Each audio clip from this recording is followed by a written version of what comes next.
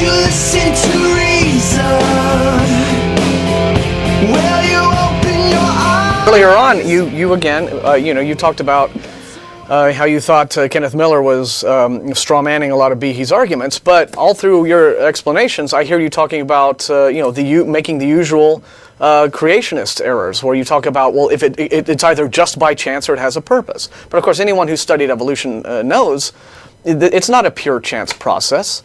There is nothing simply random and simply chancy about natural selection or punctuated equilibrium or any of the various theories of evolutionary processes that are out there. Evolution isn't simply, it's not this false dichotomy between chance or intent. Yeah, it's not taking all the parts of a motor and throwing them in a pile and seeing if they produce something. That's not the way evolution works. So when you misrepresent this as either it's chance or it was intelligently designed, you are poisoning the well so that your argument looks more appealing. That's a straw man that you're attacking as soon as you start talking about chance. Okay, let me respond to both points. First about the falsifiability of intelligent design, and then I'll respond to the word randomness, then, which is essentially what you're getting at. As for Matt, I think that was a great analogy, and I agree with you completely about how you would recognize that the bracelet is designed and everything. But if you go and you take the flagellum, which has been accepted by many, many biologists to literally be a motor, function as a motor, any single motor I've ever seen is the product of intelligence. No, so when you find a more sophisticated motor, we're back to why is it preposterous to go and say it might be from a designer? Well, because we have evidence that it occurs naturally.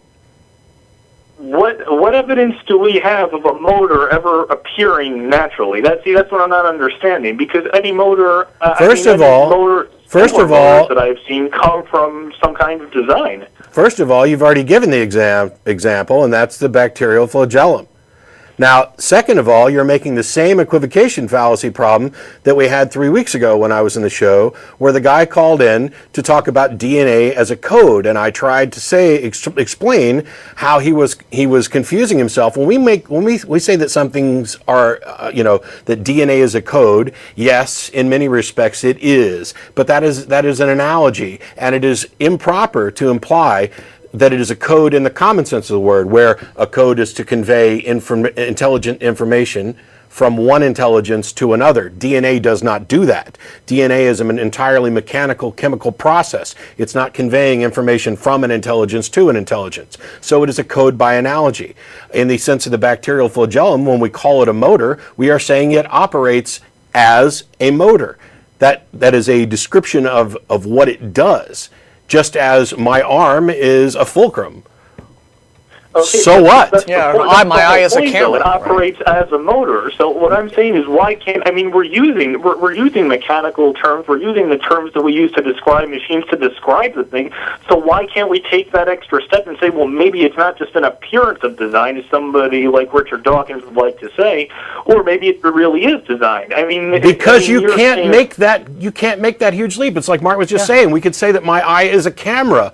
But now we have an example of man-made cameras and cameras that occur naturally. You can't make the leap to say that because it has a function, it might probably have been designed and not just have the appearance of design, and therefore we're justified in believing there's an intelligent designer. Yeah. There's a huge gap there that you have not crossed with anything more than this is what I want to believe. Yeah, I mean, the simple similarity. That's not true, Matt. What did you cross it with? That's all we want to believe. That's not the criteria. What did you cross that gap with? The simple similarity in function between something in nature and something that is an artifact, a man-made artifact, is not in and of itself evidence or even an argument that the thing that occurs in nature therefore must have been designed and intentionally constructed just like the artifact was. I mean, if the only ponds you had ever come across were ones that had been designed by landscapers, when you came across a pond that wasn't designed by a landscaper, you might be inclined to think that it was designed by a landscaper, and you'd be wrong. And that's the difference between deductive reasoning and inductive reasoning. So if you think you crossed that gap with more than this is what I want to believe,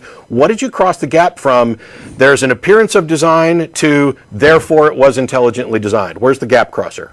Okay, 2 points actually. One, I'm not saying absolutely 100% we know for a fact that it's designed. I mean, no scientist would say they're 100% sure really about really any theory, 100% certain. Did I say that probably? Did I say 100% certain at any time? I don't even recall the last show where I said that, because I reject absolute certainty across the board. You don't need to tell me about that. You need to answer the question.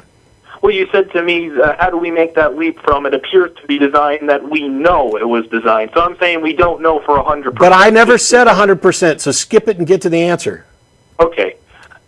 Besides having the appearance of design, besides really being a motor or functioning as a motor, if it's irreducibly complex, if it contains complex specified information, and it resembles things that we normally say are designed. Well, we know it's not irreducibly complex because... Why can't we say that it might be designed? I mean, I'm giving you several criteria on here to evaluate. Well, because from the very basic level of its premise to begin with, we know that Behe's idea of irreducible complexity isn't valid, because we can take that little flagellum motor apart. We can, where Behe says, if you take one thing apart, none of it works. Right? As a flagellum. As a flagellum. But it's something. But see, that's the false. That's the criteria. false premise that is defining intelligent design into existence. Right. I reject his definition as useless. It doesn't even. Does it have any predictive value? Does it have any? Well, you can predict what systems will be irreducibly complex, and how? the way you test How? that is. How?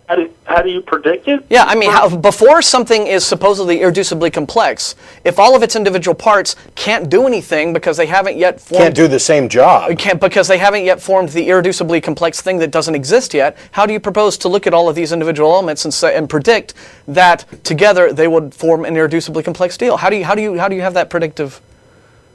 Well, the way you falsify you have to take the complete system and then try to take out a part. And the idea is if it can... Right, but if that complete system doesn't exist, how see, from an evolutionary standpoint, right?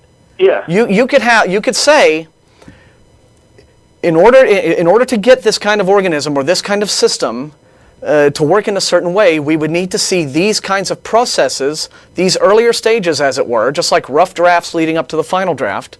We would have to see a record of this, and if you look, from the evolutionary premise, you can take the allegedly irreducibly complex flagellum tail, take out bits of its motor, and see, okay, before these things were the things that are making a tail motor, they did other things, they had other functions, and we see how they developed to get to from where they were then to what they are now. If you take intelligent design as your premise, well, then how do you say, well, at what point did the designer take this little gizmo that did a thing and pop it into some other thing and make it this new thing that is irreducibly complex? Where do you see that in the whole developmental process of this organism? I mean, this is... To where you can now identify and say, there is the scientific evidence of an intelligent designer at hand. And once it was like this, and now it's like this, and there is a specific thing we can point to, which is the intervention of an intelligent agency and can be no other thing. This is probably not morphologically accurate, but take the human nose, for example. Really, it's fairly simple. Right now, I smell with mine. I can also breathe with it, but generally I smell with it because I could breathe with my mouth if I was, in Virginia. But Zing. Once upon a time, that nose might have had a different function where smell wasn't part of it. So what it seems to me is that now we have a good understanding of this and its various functions, but it seems to me that Behe's definition says, if I take a part away and it no longer has the same function, aha, it's irreducibly complex.